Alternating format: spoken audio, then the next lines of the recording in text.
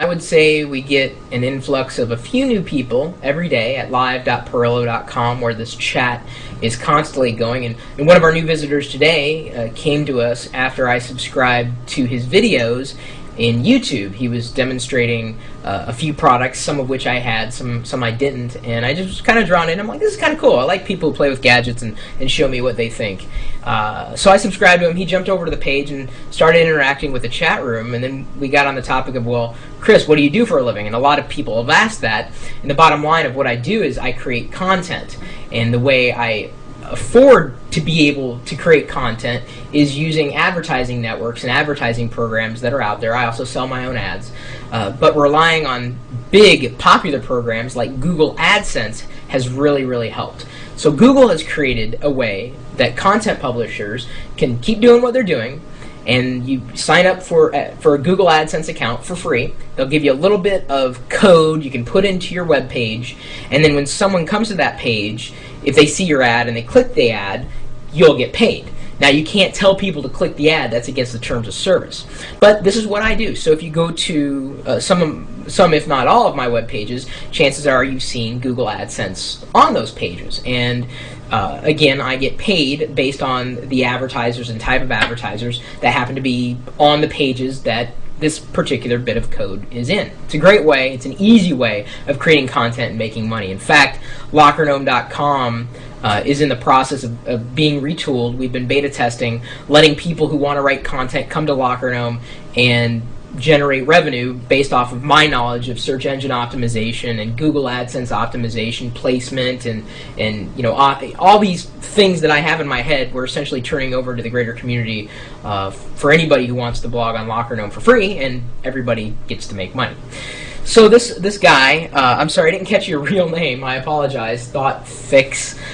He was mentioning a couple of his websites, one of which being ultramobilegeek.com, asking about how he would go about optimizing his Google AdSense placement. And you know, I'm more than happy to give this, you know, help for free. I do it all the time. Some people buy or sell, you know, hundreds of dollars worth of ebooks on this stuff, but to me it's just like, oh, well, this is all you got to do. So here's all this guy's got to do. At ultramobilegeek.com, I'm looking at it right now. It looks like it's a blogger account, which means that the template or the page look and feel isn't likely to be very customizable. But the thing that jumps out at me the most is that this is in the wrong place. He's got a little banner here, the Ads by Google banner, but I skipped over it the first time I looked at this page. I saw the title of the page and I jumped right to the content. That's what most people do. So he put the banner in between those two things. That's a wrong place to put it. That's number one. Number two, it doesn't blend with the background. So the background of his content is white, but the background of his banner is like a light silver. Well, the background is on the banner and the AdSense should blend with the background of the page, meaning that it should be white or like almost transparent. And that would mean making a quote-unquote transparent or white border around the ad as well. That's certainly going to help. He's also got the size of the banner is a 468 by 60. That's pixel size is what we're talking about there, which isn't likely the best ad format for you to use, even if it's in the wrong or right spot. The one that is seen to give the most amount of return is the 300 by 250 ad block for a lot of different reasons. If you put that block, or if you have the ability to put that ad block either right after your content and before the comments, or if you take a smaller ad block and if you can put it kind of beside the content of your post, that's certainly going to get you a little further in terms of results that you're seeing. Because my guess is as in this position, you're not seeing much results at all. In fact, I bet you'd be lucky to make $1 a day with this particular position.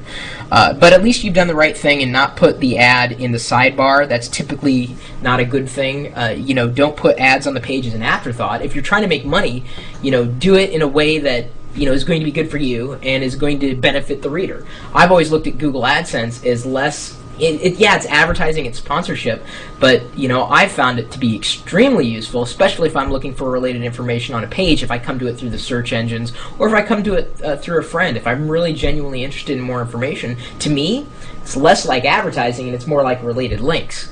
And that's always helpful if I'm, again, looking for more information.